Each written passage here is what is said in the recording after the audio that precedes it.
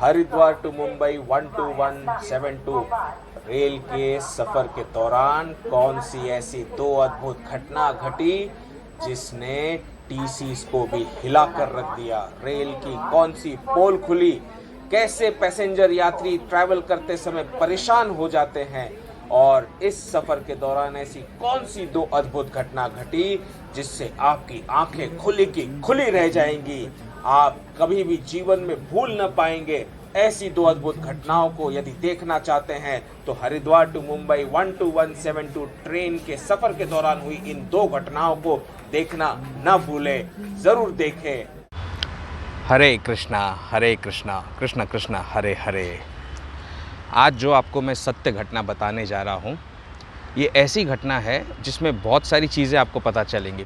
प्रभु जो है, ईश्वर जिसे हम भगवान कहते हैं, गॉड कहते हैं, कई अल्लाह कहते हैं, कोई वाहेगुरु कहता है, राम कृष्ण कहते हैं हम जिन्हें, वे साक्षात पर ब्रह्म हमारे जो ईश्वर है। कोई गणेश जी को मानता है, कोई शिव जी को मानता है, किसी भी नाम से उनको पुकार लीजिए। तो ये जो ईश्वर है, ये हर व्यक्ति की, हर आत्मा की, यानी इस संसार जगत में इतने सारे हम जीव हैं, हर जीव की वो कैसे जीव का कैसे वो ख्याल रखते हैं, वो भी आपको मेरी इस सत्य घटना से पता चलेगा। और ये सत्य घटना इतनी सुंदर है कि आप जब सुनोगे इसे तो आपको लगेगा कि देखो सच में वाकई में भगवान कैसे ख्याल रखते हैं। तो इसीलिए हम जब जब कोई भी बात करते हैं, किसी भी अनजान व्यक्ति से मिलते हैं, उनको समझने में हमें देर लग सकती है, लेकिन कई बार हमें ऐसा लगता है कि भाई ये अनजान व्यक्ति हमसे ऐसा बर्ताव क्यों कर रहा है। तो उस क्यों का कारण भी आज की सत्य घटना में आपको पता चलेगा। तो हुआ यूँ, ये सत्य घटना बताने से पहले ये बताऊंगा कि कल मेरी श्री कृष्ण से मुलाकात हुई मेरे स्वप्न में। और जब मैं श्री कृष्ण से मिला, भगवान श्री कृष्ण से, मैं चला गया था भूतकाल में। इसकी कहानी जो है ये हमारे कम्युनिटी पोस्ट में है, जो आप देख सकते हो, पूरी कहानी डिटेल में। मैं तो केवल उसका आखिरी का किस्सा बताऊंगा। भगवान श्री कृष्ण ने क्या कहा। प्रभु श्री कृष्ण ने मुझसे कहा कि मैं तुम्हारे संसार का ख्याल रखूँगा, तुम्हें मेरे संसार का ख्याल रखना है। तो कितनी बढ़िया वाणी कही है भगवान श्री कृष्ण ने कि मुझे केवल प्रभु के संसार का ध्यान रखना है और वे मेरे संसार का ध्यान रखेंगे। क्या ये बात सब पर लागू नहीं होती है? होती है ना। ये बात हर इंसान पर लागू होती है, हर जीव पर लागू होती है, क्योंकि वे जो प्रभु हैं, परमात्मा हैं, वे सबका ख्याल रखते हैं, सबका ख्याल रखते हैं। जब वे हमारा सबका ख्याल रखते हैं, हमारे संसार का, हमारे परिवार का ख्याल रखते हैं, तो हमारा भी तो फ़र्ज़ बनता है कि हम उनके इस सुंदर से संसार का ख्याल रखें। क्योंकि अगर हम नहीं रखेंगे ख्याल इस सुंदर संसार का, तो और कौन रखेगा। अब आप देखिए, इस निसर्ग गार्डन में जहाँ मैं बैठा हुआ हूँ, यहाँ मन कितना शांत रहता है। क्यों? क्योंकि चारों तरफ पेड़ पौधे हैं, हरियाली है, और इस हरियाली को देखकर, पक्षियों की चहचहाहट को सुनकर मन इतना भावुक भी हो जाता है और साथ साथ इतना शांत भी हो जाता है, इतना बढ़िया सुकून मिलता है कि पूछिए नहीं। तो हमारा सारा संसार भी तो ऐसा ही होना चाहिए। कहीं युद्ध चल रहा है, कहीं मारकाट चल रही है, कहीं कोई गाली गलौज चल रहा है। ऐसे प्रभु के संसार को अगर हम बिगाड़ेंगे, ख़राब करेंगे, तो उनका संसार तो बाद में ख़राब होगा, हमारा संसार सबसे पहले ख़राब होगा। इस बात को आप ध्यानपूर्वक समझ लीजिए, सुन लीजिए। अब मैं जो आपको घटना बताने जा रहा हूँ, मैं आपको हमेशा हमारे YouTube चैनल के ज़रिए, जो कि भगवान श्री कृष्ण का चैनल है, उसके ज़रिए हमेशा सत्य घटनाएं ही बताता हूँ। कोई भी काल्पनिक घटना या कोई भी दिमाग से उपजी हुई घटना को नहीं बताता हूँ। इसका सीधा सीधा जहाँ जहाँ प्रूफ दे सकता हूँ, एविडेंस दे सकता हूँ, देने की कोशिश करता हूँ। आपने देखा ही होगा हमारे रामायण सत्संग में कि किस प्रकार हम तिरुपति गए, तिरुमाला गए, और किस प्रकार तिरुमाला में भगवान श्री राम और लक्ष्मण जी के साक्षात्कार मनुष्य रूप में दर्शन हुए। उसके बाद कैसे प्रभु से मुलाकात हुई, उनसे क्या बातें हुई, वो सब रामायण सत्संग में तिरुपति के वीडियो में है।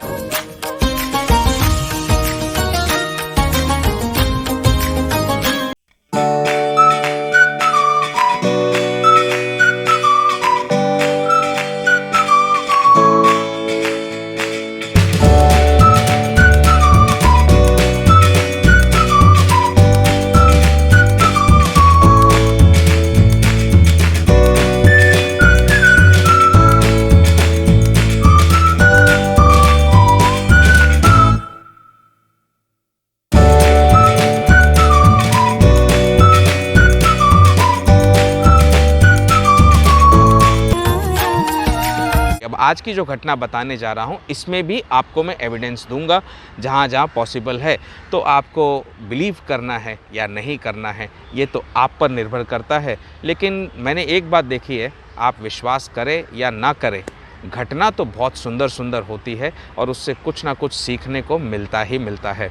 तो हुआ यूँ कि ये तारीख थी हमारी 6 दिसंबर की। 6 दिसंबर 2024, आज से समझ लीजिए आज मैं बैठा हूँ 13 दिसंबर है आज की तारीख, और जस्ट 7-8 दिन पहले 6 दिसंबर 2024 को हम हरिद्वार से मुंबई के लिए रवाना हुए। अब हरिद्वार से मुंबई आने के लिए हरिद्वार LTT एक्सप्रेस, मुंबई आने की एक्सप्रेस है, वो ट्रेन है। उस ट्रेन में फ़र्स्ट AC के डब्बे में हमारी टिकट कंफर्म हो गई थी। अब फ़र्स्ट AC में कैसा कैबिन होता है, कैबिन्स होते हैं और कूपे होता है।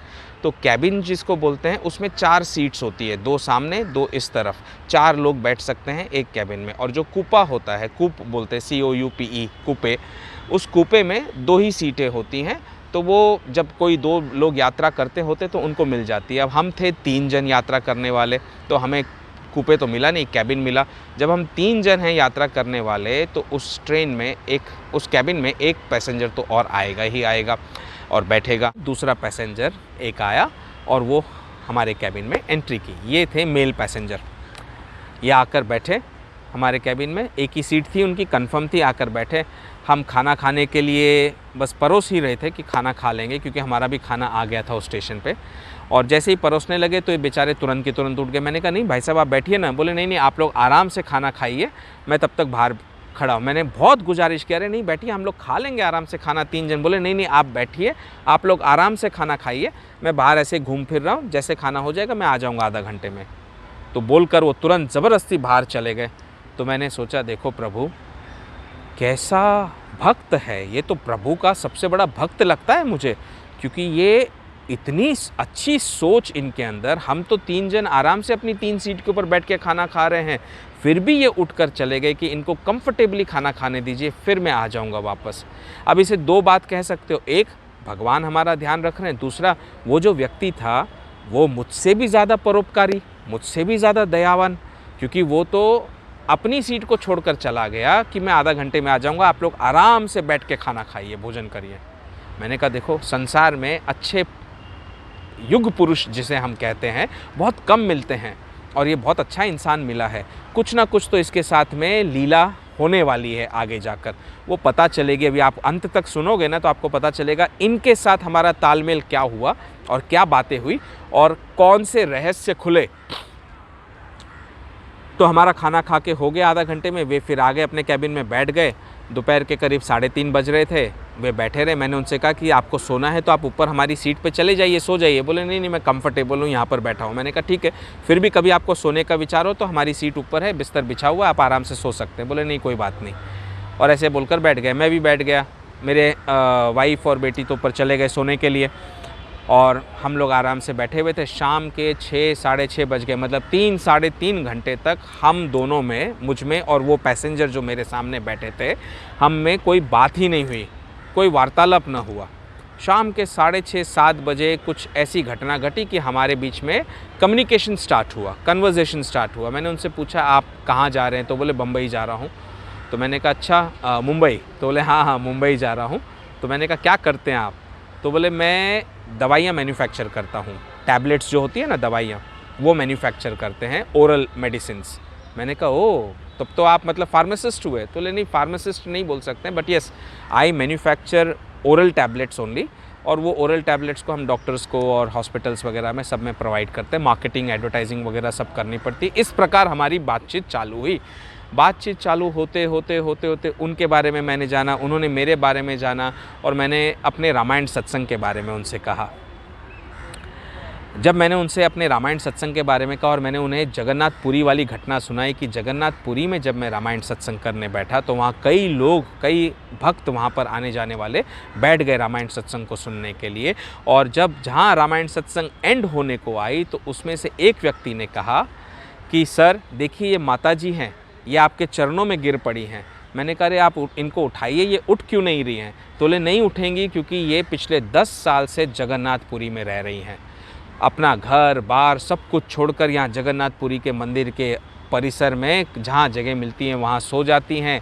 यहीं पर स्नान वगैरह करके जो प्रसाद मिलता है प्रभु का वो प्रसाद खाती है और यहाँ 10 वर्षों से रह रही हैं। और 10 वर्षों से इनकी एक ही तमन्ना है कि मेरे राम से मुझे मिलना है, मेरे राम कब आएंगे। सारा जगन्नाथपुरी में जितने लोग रहते सब जानते। तो आज 3-4 भक्त और बैठे थे, बोले हाँ हाँ सर, ये कह रही थी कि ये रह रही इसलिए थी कि मेरा राम कब आएगा, राम कब आएगा। जब आज आपका सत्संग शुरू हुआ और ये इधर से गुजरी तो इनको आपके अंदर साक्षात श्री राम दिखाई दिए। मैंने कहा ये तो प्रभु की लीला है, इसमें मेरा कुछ नहीं है। बोले इसलिए ये आपके चरणों में गिर गई हैं और ये कह रही हैं कि मुझे तो आज मेरे राम मिल गए 10 वर्षों बाद। इनके बच्चे इनको चिल्लाते थे, डांटते थे कि क्यों तुम अपना इतना अच्छा घर बार छोड़कर सड़क पर रह रही हो, लेकिन ये बोली नहीं, मुझे तो मेरे प्रभु की सेवा में रहना है, अपना जीवन पूरा उनके सेवा में अर्पण करना है। यहीं जगन्नाथपुरी में झाड़ू वगैरह करती हैं और अपना रोज़गार कमा लेती हैं और प्रसाद खाकर जीती हैं। घर भी नहीं है इनका यहाँ पर ठीक से। तो मैंने उन माँ जी को उठाया और उठाकर फिर उन्हें प्रणाम किया। आँखों से उनके तर तर तर तर अश्रु बहे जा रहे थे। मैंने प्रभु से कहा, प्रभु देखो तेरी लीला अपरंपार है। लोग कहते हैं कि परमात्मा कहाँ है, परमात्मा कहाँ है। परमात्मा तो हम हर जीव के अंतर मन में बसे हुए हैं और उन्हें राम के दर्शन कराने थे तो मेरे अंदर प्रभु ने राम के दर्शन करा दिया। उनका पूरा 10 वर्ष का जो तप है वो सफल कर दिया। और उसी जगन्नाथपुरी की जब रामायण सत्संग की कथा समापन हुई, मैंने पैसेंजर से कहा तो अंत में एक व्यक्ति ने कहा कि सर देखिए, आप ना जब लंका कांड आएगा ना आपका रामायण सत्संग का और रावण का युद्ध शुरू होगा, वो आप रामायण का एंड ना श्रीलंका में जाके करोगे। ये मैं आपको लिख कर देता हूँ, मुझे समझ में आ रहा है। तो मैंने कहा अच्छा, आपने तो बहुत अच्छी बात बोल दी भाई। हो भी ऐसा रहा है क्योंकि मैं जब तिरुपति गया कपिलेश्वर महादेव मंदिर में, और कपिलेश्वर महादेव मंदिर में जब कथा शुरू करने का बारी आई, रामायण को खोला तो देखा तो शिवजी और माँ पार्वती के विवाह की कथा आई। और उस दिन शिवरात्रि का दिन था, वहाँ शिव पार्वती की कथा आई। उसके बाद जब मैं प्रयागराज में गया तो प्रयागराज में जाने पर जिस जगह पर मैंने बैठकर कथा की वहाँ पर याज्ञवल्क्य जी और भरद्वाज मुनि के कम्युनिकेशन हो रही थी रामायण सत्संग की। तो वो वही स्थान था प्रयाग का जहाँ पर भरद्वाज मुनि ने याज्ञवल्क्य मुनि से पूछा था कि मुझे रामायण की कथा बताइए, सुनाइए। और उसी स्थान पर मैंने बैठकर रामायण सत्संग की जहाँ पर साक्षात हनुमान जी भी मनुष्य रूप में आए दर्शन देने के लिए और बैठे रहे मेरे पास में मेरे कैमरे को पकड़कर, ताकि रामायण सत्संग पूरी अच्छे से हो जाए। क्योंकि खूब आंधी तूफान चल रहा था, खूब रेतीली आंधी चल रही थी, उड़ रही थी। प्रभु बाबा बैठे रहे वहाँ पर। जब रामायण सत्संग खत्म हुई उसके 2 सेकंड पहले उठ के तुरंत चले गए। तो ये घटना जब मैंने उनको बताई तो बोले वाह वाह, बोले आप तो मतलब बहुत अच्छा कार्य कर रहे हैं। आपके बोल से समझ में आता है कि संसार में कितने जीवों का कल्याण हो जाएगा इससे। तो मैंने कहा मैं नहीं जानता, मेरे नारायण ने, मेरे कृष्ण ने मुझे जो कार्य दिया है वो मैं करता हूँ और उसे आंख बंद कर करता हूँ। वो कहते हैं अभी जाकर इसे ये शब्द बोल दो, जाकर बोल देता हूँ। वो कहते हैं अभी जाकर ये कार्य करो, तुरंत के तुरंत जाकर करता हूँ, बिना पलक झपकाए, देरी के बिना। तो बोले अच्छा। तो ऐसे हमारी बातचीत होती रही। बातचीत होते होते उन्होंने कहा कि आपको एक बात बताता हूँ, मैं बचपन से था नास्तिक। मैंने कहा अच्छा, भगवान को नहीं मानते थे? बोले नहीं, भगवान को भी नहीं मानता था, कुछ नहीं। मेरे पापा जो हैं मिलिट्री में थे, वो मुझे ले जाते थे मंदिर में, मम्मी ले जाती थी मंदिर में। तो मैं मंदिर में जाता, वो बोलते प्रणाम कर, तो मैं हाथ जोड़कर प्रणाम करता। और मुझे पैसे दिए होते थे कि भगवान के चरणों में चढ़ा देना, तो मैं पैसे अपनी जेब में रख कर बाहर आ जाता था। और फिर पापा बोलते पैसे चढ़ाए? मैं बोलता नहीं, जेब में। तो मेरे को 2 थप्पड़ लगाते। बोले अरे तू भगवान को मानता नहीं है, जिसने तुझे पैदा किया, जन्म दिया, तो उन्हें नहीं मानता है, उनकी शक्ति को नहीं जानता है तू? तो बोले मैं नहीं मानता था भगवान को। तो मैंने कहा फिर अभी मानते हैं? तो बोले हाँ मानता हूँ, और इतना मानता हूँ कि पूछे मत। मैं हर साल नियम से शबरीमला जाता हूँ। तो मैंने कहा अच्छा, शबरीमला ये तो वही स्थान है ना जहाँ पर लोग काले कपड़े पहनकर जाते हैं, महिला लेडीज़ लोग नहीं जा सकते हैं वहाँ पर? तो बोले कि हाँ हाँ वही स्थान। मैंने कहा मैंने इसके ऊपर एक मूवी देखी थी शबरीमला, बहुत अच्छी लगी मुझे वो मूवी, बढ़िया है मूवी, आप भी देखिए, नेटफ्लिक्स के ऊपर है। तो बोले अच्छा। तो मैंने कहा बताइए शबरीमला में ऐसा क्या है कि लेडीज़ नहीं जाती हैं और जेंट्स जाते? तो उन्होंने बहुत सारे साइंसेस समझाए मुझे उनके हिसाब से, क्योंकि जंगल से जाना पड़ता है और जंगल से जाने के समय अगर मेंस्ट्रुअल साइकिल वगैरह किसी लेडीज़ को आ गया तो वहाँ पर जानवर होते, जानवर खून के बांस से तुरंत आ जाते झपट्टा मारने के लिए, तो इसलिए वहाँ पर वर्जित है। कहीं कहीं पर बोले कहीं ना कहीं साइंस है वहाँ पर छुपा हुआ, कोई रीज़न्स होते हैं जिसकी वजह से मना किया गया है, लेकिन ऐसे जाने वाले जाते हैं। तो मैंने कहा आप भी जाते हो? बोले मैं तो हर साल जाता हूँ, नियम से जाता हूँ। तो मैंने उनसे एक बात पूछी कि ये शबरीमला किनका स्थान है और कौन से भगवान वहाँ पर बैठते हैं। मुझे भी इस बात का थोड़ा थोड़ा पता था, लेकिन ज़्यादा जानकारी नहीं थी। मैंने कहा चलो प्रभु के भक्त मिले हैं तो इनसे पूछूं। मैंने कहा सबसे पहले तो ये बताइए आप नास्तिक से आस्तिक कैसे बने? तो बोले वो बहुत घटना है। बोले बचपन से मुझे ना कमर में बहुत तकलीफ़ थी और उसके अलावा एक और तकलीफ़ भी थी। मैंने कहा कौन सी? तो बोले वो मैं बता नहीं सकता। मैंने कहा ठीक है कोई बात नहीं। बोले बहुत भयानक तकलीफ़ थी और कितने डॉक्टरों को मैंने दिखा लिया लेकिन मेरी वो तकलीफ़ दूर ही नहीं होती थी। मैंने कहा फिर? तो बोले ऐसे बहुत सारे डॉक्टरों को दिखा कर तकलीफ़ जब दूर नहीं हुई तो मेरे पापा ने एक दिन मुझे कहा कि देख तू शबरीमला में क्या होता है कि हम एक नारियल लेते हैं, ऐसे नारियल में छेद किया जाता है, नारियल का ऊपर का कवर निकाल कर, जो अंदर का गोला होता है ना, उस गोले में छेद किया जाता है और उस गोले के छेद के अंदर पूरा घी भर दिया जाता है और उसे ऐसे सर के ऊपर उठाकर शबरीमला की चढ़ाई करते हैं लोग। भगवान से मन्नत मांगते हुए जाते हैं ऊपर वहाँ पर। और वहाँ की 18 सीढ़ियाँ हैं जो चढ़नी पड़ती है। जो 18 सीढ़ियाँ चढ़ते हैं वही सबसे इम्पॉर्टेंट है, क्योंकि उस पर चढ़ने पर लोगों को पता चलता है कि धर्म, अर्थ, काम और मोक्ष, इसके लिए तुम्हारा जन्म हुआ है और काम, क्रोध, मद, मोह, मत्सर, लोभ, इन सब का तुम्हें त्याग करना है और त्याग कर कर जीवन जीना है। मैंने कहा वाह कितनी बढ़िया बात बता दी, एक नास्तिक के मुख से मैं सुन रहा हूँ, तो आप आस्तिक कैसे बने वो बताओ। तो मेरे पापा ने बोला तू एक तो मन्नत मांग ले और मांग कर हमारे कोई जा रहे हैं सबरीमला, उनको अपना नारियल बना के दे दे। तो मैंने पहले तो मना कर दिया, पैसेंजर ने कहा तो, लेकिन फिर मेरे पापा ने बहुत ज़िद की और बोले कि एक बार तुम मन्नत मान के नारियल में घी भर के दे दे। अगर उन्होंने वहाँ पर गए और तेरी तकलीफ़ अगर ख़त्म हो गई तो तू भगवान को मान लेना, और तेरी तकलीफ़ नहीं ख़त्म हुई तो तू भगवान को मानना छोड़ देना। तो बोला कि अच्छा ठीक है। तो बोले उस पैसेंजर ने मुझसे कहा कि उन्होंने अपने पापा को कहा कि ठीक है एक ही बार करूँगा लेकिन बार बार नहीं करूँगा। अगर मेरा कष्ट नहीं दूर हुआ तो मैं कभी भी जीवन में भगवान को नहीं मानूंगा, जैसे मैं नहीं मानता हूँ, नास्तिक हूँ, नास्तिक ही रहूँगा। और अगर मेरा कष्ट दूर हुआ तो मैं भगवान को मानने लग जाऊँगा।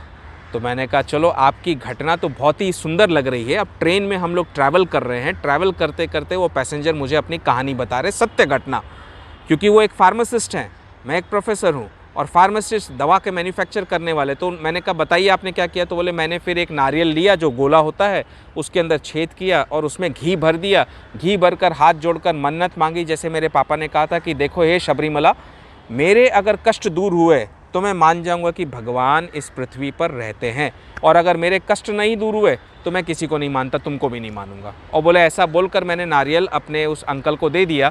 वो मेरी तरफ से नारियल लेकर शबरीमला की चढ़ाई करने के लिए चले गए। बोले आपको यकीन नहीं आएगा, नारियल लेकर जिस दिन उन्होंने चढ़ाई करना शुरू किया, मेरी तकलीफ़ जो थी बीमारी की वो कम होने लगी। तो मैं चौंक गया कि अरे ये बीमारी कम हो रही है या मेरे मन का भ्रम है खाली। मैंने कहा नहीं इनको पूरा शबरीमला चढ़ाई करके आने दो फिर देखेंगे। तो पूरी शबरीमला की चढ़ाई करके जाके नारियल का घट वहाँ भगवान के चरणों में अर्पण किया, 18 सीढ़ी चढ़कर। और चढ़ने के बाद में जैसे अर्पण किया, मेरी जो तकलीफ़ थी वो पूरी की पूरी गायब हो गई। अब बोले मैं भौचक्का हो गया। पिछले 10 साल से कोई डॉक्टर जिस इलाज को ठीक नहीं कर पाया, इतने इलाज मेरे पापा मम्मी ने करा दिए, वो बीमारी 2 दिन के अंदर कैसे ठीक हो गई? तो मैंने सोचा शायद 2 दिन के लिए ऐसे ही बॉडी है, रिकवर कर लिया होगा। वो अंकल को आने देते हैं, बाद में देखेंगे। बोले अंकल 1 महीने बाद आए, 1 महीने तक मुझे ज़रा भी तकलीफ़ नहीं हुई। और अंकल ने आके बोला कि क्या हुआ, तेरी तकलीफ़ गई, बीमारी गई कि नहीं गई? तो मैंने कहा कि हाँ मेरी बीमारी तो पूरी चली गई और एकदम ही चली गई थी। बोले मेरे को हाथ जोड़कर बोले सर आप यकीन नहीं मानोगे, ऐसी चली गई, गायब हो गई कि पता ही नहीं चला। तो मैंने कहा अरे आपके कहने से मुझे वो घटना याद आ गई मेरे बचपन की, जब बचपन में ये जो नाभि होती है ना अपनी, इस नाभि के अंदर से सूजन होकर एक नली बाहर आ गई थी मेरे नाभि से। डॉक्टर के पास गए, काफ़ी इलाज कराया, वो पाउडर वाउडर देते लगाने के लिए नाभि में, वो सब लगाया लेकिन कुछ भी नहीं हुआ। तो अंत में डॉक्टर ने कहा 7 दिन बाद आप आइए, इनका ऑपरेशन करना पड़ेगा नाभि का, वो जो सूजन बाहर आ गई है नली, उस नली को काटना पड़ेगा। तो बोले फिर क्या हुआ? तो मैंने कहा 7 दिन हम इंतज़ार करें, और मुझे नाभि में बहुत दर्द हो रहा था, बहुत दर्द। जबकि हमारी जब बच्चा पैदा होता है तो नाल जब काटते हैं तो हमारी नाभि इतनी अच्छे से नाल काटी हुई थी कि नाभि पूरा अंदर की तरफ है ऐसे, लेकिन उस अंदर की तरफ के जॉइंट से एक नली बाहर आ गई थी सूजन करके, जो दर्द दे रही थी मेरे पेट में बार बार। तो फिर तो मैंने कहा 7 दिन बाद मैं अपनी मम्मी के साथ में डॉक्टर के पास में गया। डॉक्टर ने बोला चलो दिखाओ तुम्हारा पेट। और 7 दिन पहले मेरी मम्मी ने मुझे कहा था कि तुम हनुमान चालीसा पढ़ना चालू कर दे, बाबा जो है ना हनुमान जी, वो तेरे सारे कष्ट को दूर करेंगे। तो मैं उस समय था भी करीब समझ लीजिए 12-13 वर्ष का। मैंने हनुमान चालीसा पढ़ना चालू किया, 7 दिन तक रोज़ हनुमान चालीसा पढ़ी। 7वें दिन डॉक्टर के पास गए नाभि को दिखाने के लिए। डॉक्टर ने शर्ट ऊपर की, बनियान ऊपर की और नाभि को देखा तो बोले अरे वो नाभि की नली कहाँ चली गई? तो मम्मी भी चौंक गई हमारी, मैं भी चौंक गया। और देखा तो मैंने हाथ ऐसे ऐसे लगा के पेट में देखा, डॉक्टर ने भी देखा तो कहीं भी दर्द भी नहीं हो रहा है। बोले अंदर तो नहीं चली गई? मैंने कहा नहीं, दर्द तो नहीं हो रहा है। तो डॉक्टर बोले ठीक है, मैं तुम्हें 10 दिन की दवा देता हूँ, तुम देखो कुछ प्रॉब्लम नहीं होनी चाहिए। बोले उसका तो ऑपरेशन के सिवा कोई इलाज ही नहीं था। मैंने बोला पता नहीं, अब मैं था छोटा, इतना तो भगवान के चमत्कार वगैरह को क्या समझूंगा। लेकिन मेरी माँ समझ गई थी कि ये हनुमान जी का चमत्कार था, क्योंकि हनुमान जी ने ही वो नली जो बाहर निकल गई है, जिसे डॉक्टर ने बोल दिया था कि ऑपरेशन करके काटना पड़ेगा और स्टिचेस आ जाएंगे पेट में, तो 7 दिन हनुमान चालीसा पढ़ते पढ़ते मेरे मन में इतना भय उत्पन्न हो गया कि अरे मेरे पेट को काटेंगे और स्टिचेस आ जाएंगे, इधर सारे टाके के निशान दिखेंगे तो कितना ख़राब दिखेगा पेट, पूरा एकदम मेरा शरीर ख़राब हो जाएगा। ऐसे भय करते करते हनुमान चालीसा पढ़ी थी, तो बाबा ने उस नाली को ही गायब कर दिया। तो मैंने कहा चमत्कार। वो पैसेंजर बोले सर देखो आपके साथ भी हुआ, मेरे साथ भी हुआ। तब जाकर मैं नास्तिक से आस्तिक बना, और उस दिन का दिन है, तब से लेकर मैं हर साल नियम से शबरीमला जाता हूँ। तो मैंने कहा अच्छा आप हर साल जाते हो? बोले हाँ। मैंने कहा शबरीमला है क्या, बताइए। तो बोले सर शबरी तो आप जानते हो, भगवान राम जिस शबरी से मिले थे। मैंने कहा ओ, मेरे तो ये क्लिक ही नहीं हुआ आज तक कि शबरीमला मतलब शबरी जो भगवान राम मिलने गए थे शबरी से, और शबरी माँ ने भगवान राम को बेर खिलाए थे, वो शबरी के ऊपर ये नाम रखा गया। और बोले मला का मतलब होता है हिल, पहाड़। हमारे साउथ इंडियन में मला यानी पहाड़ होता है, तो इसलिए उसका नाम शबरीमला रखा गया। तो मैंने कहा ऊपर मंदिर किन का है? शबरी का है, माँ का? तो बोले नहीं नहीं, शबरी माँ का नहीं है, शबरी जी तो पहाड़ के नीचे रहती थी, इसलिए उस पहाड़ का नाम शबरीमला पड़ गया। उस पहाड़ के ऊपर अयप्पा मंदिर है, अयप्पा स्वामी का मंदिर है। मैंने कहा अयप्पा स्वामी कौन है? बोले उन्हें भी भगवान विष्णु का ही अवतार माना जाता है। मैंने कहा अच्छा कौन है? तो बोले आपको पता है ना जब अमृत मंथन हुआ था? हाँ, मैंने कहा मालूम है। अमृत मंथन में देवताओं और दैत्यों के बीच में युद्ध हुआ था और अमृत का कुंड निकला था। मैंने कहा पता है। तो बोले अमृत के कुंड को दैत्य जो थे राक्षस वो पाना चाहते थे, तो भगवान विष्णु जो है वो मोहिनी का रूप धारण करके अमृत कुंड उन्होंने अपने हाथ में ले लिया भगवान विष्णु ने। मैंने कहा वो भी पता है। तो बोले उस मोहिनी रूप को देखकर भगवान शिव एकदम ललायित हो गए, क्योंकि भगवान शिव के तो इष्ट हैं विष्णु भगवान, ऐसे ही वे श्री हरि से प्यार करते हैं। और श्री हरि के मोहिनी रूप को देखकर जब वे ललायित हो गए, उन्होंने कहा कि मुझे तो आपके साथ आलिंगन करना है। तो भगवान विष्णु ने फिर वही मोहिनी रूप लेकर शिव जी के पास में आए, और शिव जी और मोहिनी जी को देखकर जो आलिंगन हुआ, उससे शिव जी का जो वीर्य निकला, उस वीर्य से अयप्पा स्वामी का जन्म हुआ। इसलिए उन्हें भगवान शिव और भगवान विष्णु का अवतार माना जाता है, क्योंकि वो उन्हीं के पुत्र हैं। मैंने कहा अच्छा तो अयप्पा स्वामी है? तो बोले आज मैं आपको लिख कर देता हूँ। मैंने कहा क्या? कि जब आपकी रामायण सत्संग में माँ शबरी की कथा आएगी ना, उस समय आप पक्का शबरीमला जाओगे। मैंने कहा देखो ये 2 बात आपने बता दी। पहले जगन्नाथपुरी में मुझे उस भक्त ने कहा कि जिस समय आपका रामायण सत्संग में लंका कांड चलेगा, आप श्रीलंका जाके रामायण सत्संग करोगे। और अब आपने कहा कि जब शबरी का कथा आएगी तब आप शबरीमला जाओगे। तो ये प्रभु की वाणी है, इसलिए उन्होंने मुझे आपसे जोड़ दिया है, क्योंकि जब शबरीमला जाने की बारी आएगी तो आप ही मुझे बताएंगे रास्ता कि मैं कैसे वहाँ पर जाऊँगा। और जब वहाँ जाऊँगा और रामायण सत्संग करूँगा तो वहाँ भी भक्त जुड़ेंगे। हर तीर्थ घाट घाट पर हो रही है रामायण सत्संग, तो भगवान सारे भक्तों को मुझसे जोड़ रहे हैं। जगन्नाथपुरी में भगवान ने जोड़ा, तिरुपति में जोड़ा, प्रयागराज में जोड़ा। अब आगे आगे जहाँ जहाँ लेकर जाएंगे वहाँ भी सत्संग होगा, वहाँ भी भक्तों से जोड़ेंगे, क्योंकि ये श्री कृष्ण का कार्य है। उनका कार्य मैं करता हूँ एकदम नतमस्तक होकर। मेरे प्रभु का कार्य, ये चैनल भी मेरे प्रभु का है, इसमें जिसे जोड़ना है वे जोड़ेंगे, मैं तो केवल अपना सत्कर्म करता हूँ। तो देखिए, ऐसे मैंने आपको जो घटना बताई, ये 2 लोगों से मेरी मुलाकात ट्रेन में सफ़र करते समय हुई। रेलवे की पोल भी खोली, रेलवे में लूप होल कहाँ है उनकी पॉलिसी में, वो भी मैंने आपको बताया। कैसे भगवान जो है हर जीव का ध्यान रखते हैं, वो भी आपको बताया। एक तकिया नहीं था मेरे पास, उसके लिए भी भगवान ने कैसी रचना की और कैसा ध्यान किया, वो मैंने आपको बताया। तो इन सारी घटनाओं को अगर सुनना है तो दोबारा सुनिए और समझिए कि भगवान को ढूंढने के लिए मत जाइए इधर उधर। भगवान तो साक्षात हर कण कण में है, पग पग पर है, आपके अंतर मन में है। अगर आंखें खोलोगे, ध्यान से देखोगे, तो प्रभु के दर्शन अंतर मन में हो जाएंगे। और वे ही तो हैं जो आपका ध्यान रखते हैं। तो कितने भी बड़े से बड़ा दुख क्यों ना आ जाए, कितने भी बड़े से बड़ा कष्ट क्यों ना आए, ये सोचो कि दुख आ रहा है, कष्ट आ रहा है, पैसे की कमाई नहीं हो रही है, नुकसान हो रहा है, तो मेरा कोई ना कोई पाप कर्म कट रहा है। और खुश होना चाहिए, क्योंकि जितना कष्ट मिलेगा उतना पाप कर्म कटेगा, उतना भगवान हमारे पुण्य को संभाल कर रखेंगे, ताकि हमारा मुक्ति का मार्ग खुल सके। और ये जो जीवन मृत्यु का जो जीवन है ना, इस चक्र से आप छूटकर प्रभु के धाम में जाकर रह सकेंगे। आज के लिए केवल इतना ही। इस घटना को ध्यानपूर्वक बार बार सुनिएगा, जीवन भर सुनिए। बस एक ही बात कहूँगा, अंतर मन को इतना शुद्ध करो कि हर एक की सहायता करते हुए चलो। हर एक के लिए परोपकार आपके अंतर मन में होना चाहिए, किसी के लिए घृणा नहीं होनी चाहिए। धर्म का अर्थ ही होता है सत्य मार्ग पर चलना, यानी जो सही है वो धर्म है, जो गलत है वो अधर्म है। तो कोई भी काम करने से पहले इसी बात को सोचो कि मुझे आज ये काम करना है, जो करने जा रहा हूँ वो सही है या गलत है। अगर आपका मन आत्मा कहती है कि गलत है तो वो अधर्म है, मत करना। और अगर आपकी आत्मा कहती है कि सही करने जा रहे हो, तुम जाओ, जाके ये कार्य करो, और वो सही है, तो वही धर्म है। धर्म का मतलब जाति पाति भेदभाव ये सब कुछ नहीं होता, ये सब इंसानों का बनाया हुआ है। वो परमात्मा ने तो हम सबको एक बनाया, क्योंकि वो भी एक ही है। तो इसलिए उसके भेदभाव में मत पड़ो कि ये उस जाति का, ये उस जाति का है। केवल एक ही बात सोचो, सही क्या गलत क्या। जो सही है वो करते रहो, जीवन भर करते रहो, जीवन सार्थक होगा, लिख के देता हूँ गारंटी के साथ में। और अगर गलत करोगे तो जीवन में बहुत भूचाल आएगा और इस संसार में ज़्यादा दिन जी नहीं पाओगे, इस बात की भी गारंटी देता हूँ लिख कर एकदम। क्योंकि मैं कौन हूँ? यमदूत हूँ। यमदूत का मतलब होता है यम।